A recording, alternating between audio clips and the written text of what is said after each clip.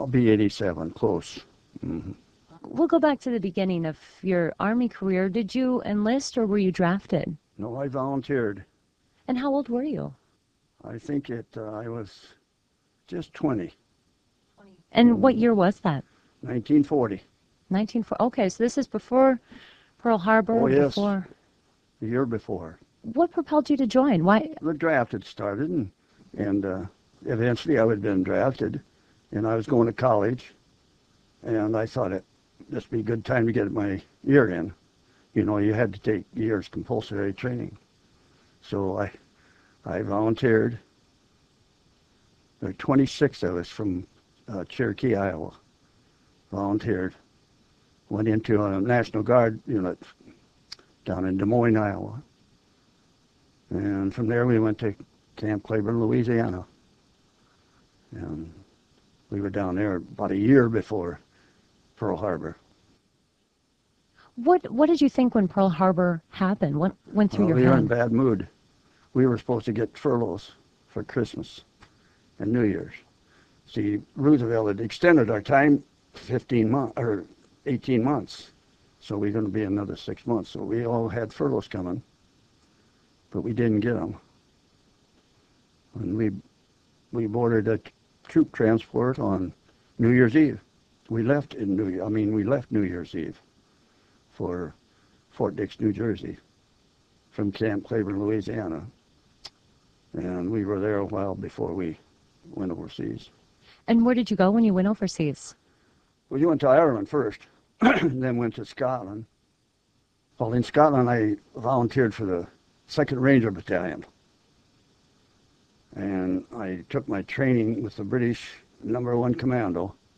And before they had a chance to form the 2nd Ranger Battalion, I went to Africa with the British Commandos, an invasion of Africa. And while I was there, I went on 2 or 3 raids with them. And then the final raid I went on was when I was captured, which was way behind the lines.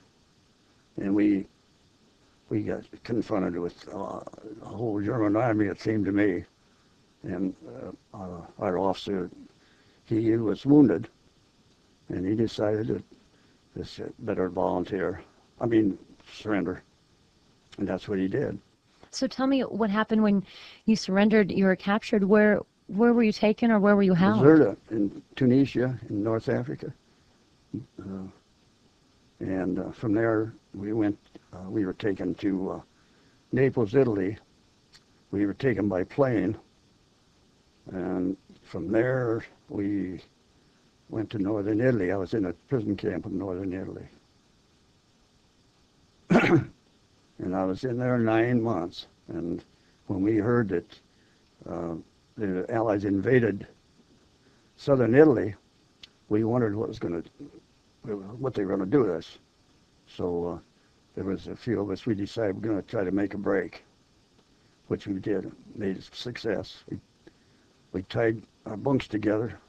We had board lattice bunks with straw mattress on them. We tied them together with some sheet and sewed it up against the wall. The first guy over threw a folded blanket over the broken glass on the top of the wall. And that was in September. I think the date is 43. Mm-hmm. And I came down through the mountains in Italy, back to the southern part, about probably 500 miles or more. Probably was as far as we went. And came through the lines down there and got back to I got picked up by a British paratroop patrol. And they turned us. We didn't know we were Americans because we had nothing, no dog tags or anything.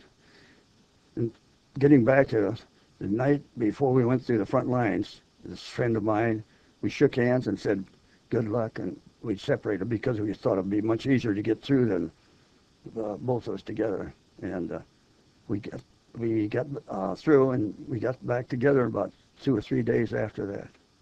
I want to go back to the prison break. I mean, getting out of the camp. Why did you want to break out? We didn't know what they were going to do with us. They would probably take us to Germany. And they did take them to Germany, some of them.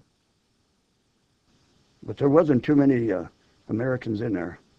It was mainly British. It was an old camp. A lot of British prisoners from down in Africa that earlier than, you know, I went way back before we even got into this. And, but we didn't know what they're going to do with us. And so we just thought we'd take a chance.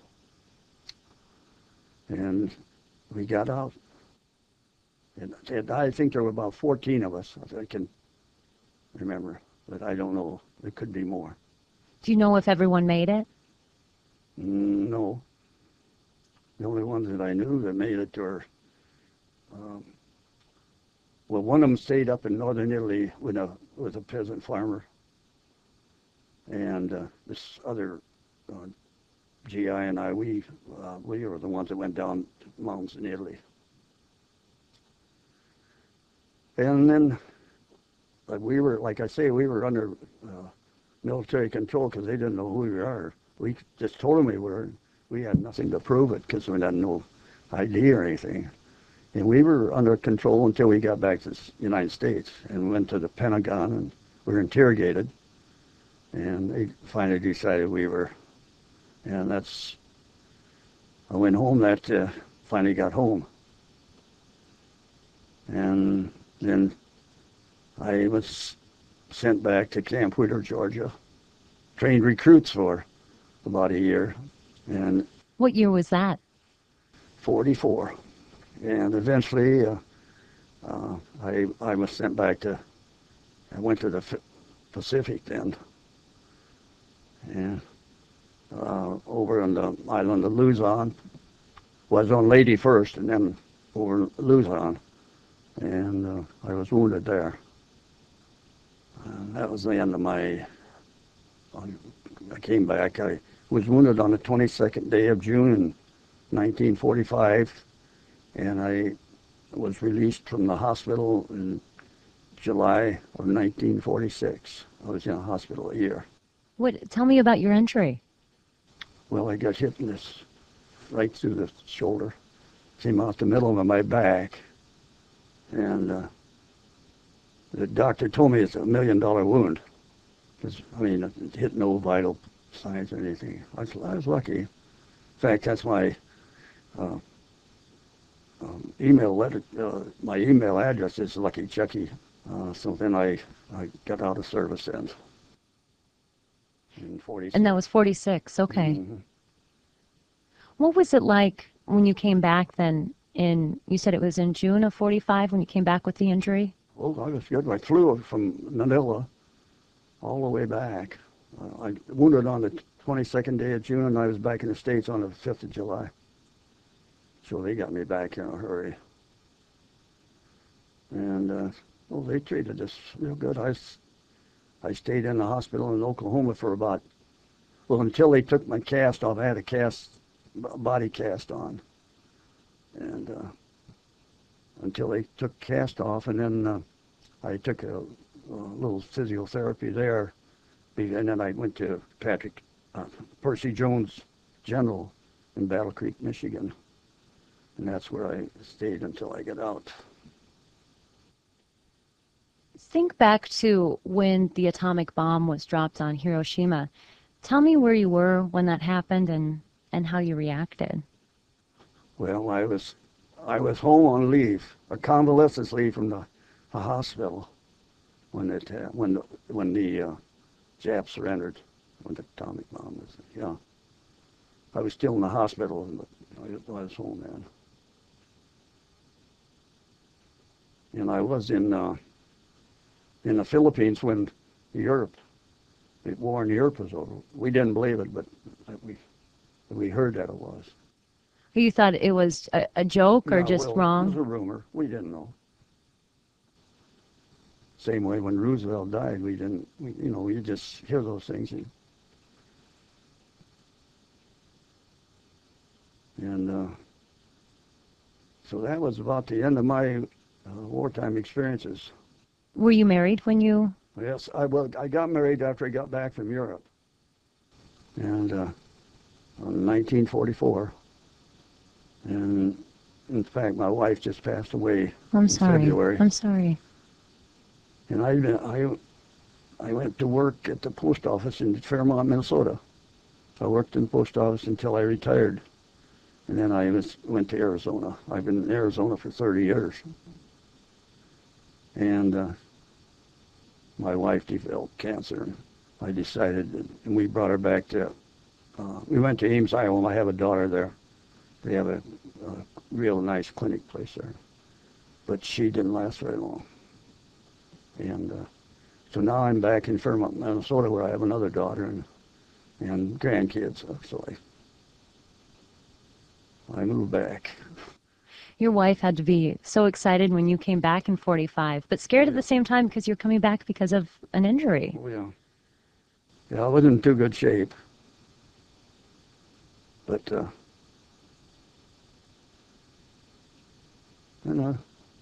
I had a pretty good life after that. And we had three daughters. We lost one with cancer. And, but I have great grandkids now. So that's why I'm back here. They keep me busy. Hmm. Do you ever share with your grandkids or? I never did until one of them went to see the show Saving Private Ryan, and she wrote me the nicest letter. And so I decided to tell them.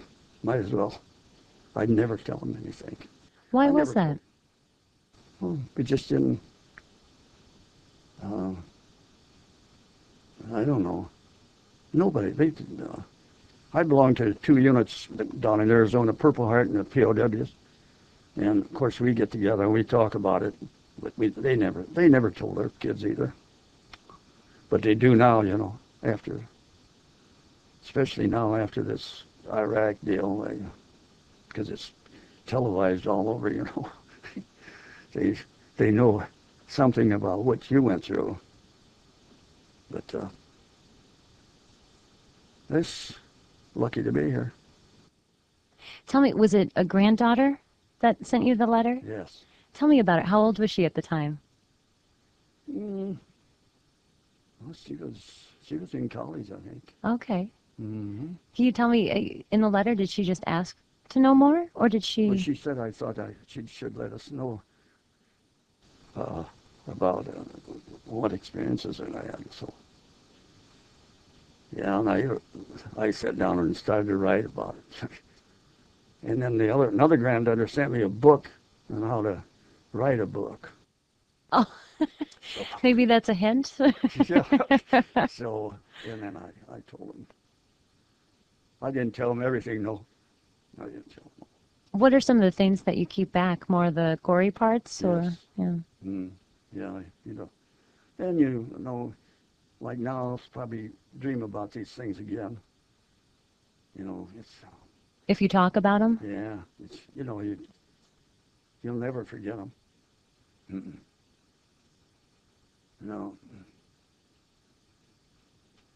Some people say that World War II is a good war. What do you think about it? I don't know what's good about it. Did you know what you were getting into when you signed up? I saw a lot of country. All I know that I'd never seen that much of it. But I don't know. But I don't think there's anything good about it. But it's something we had to do. It's not like today. I don't believe in that today. But it's something new. If we hadn't gone to war, we would. I don't know what had happened. But no, that's why we don't like to talk about it. Is there one thing that really stands out to you during your service. So maybe a funny memory that you have from that time, or one of the more powerful moments where maybe you really saw some strong heroism. Or Well, I always tell about the funniest thing that ever happened was I was in prison camp, you know. We were full of lice. I'll tell you, and we used to, when it was a nice sunny day, we'd get outside and take our shirts off and see who could count the most lice. It's but like when I got out of there for, well, it was 3 months, the same clothes, everything, never changed. We were a mess when we got back. And my feet were froze, my hands froze. We were up in the mountains, and it was from September till December. It's just pretty cold in the mountains. But I don't know. It was.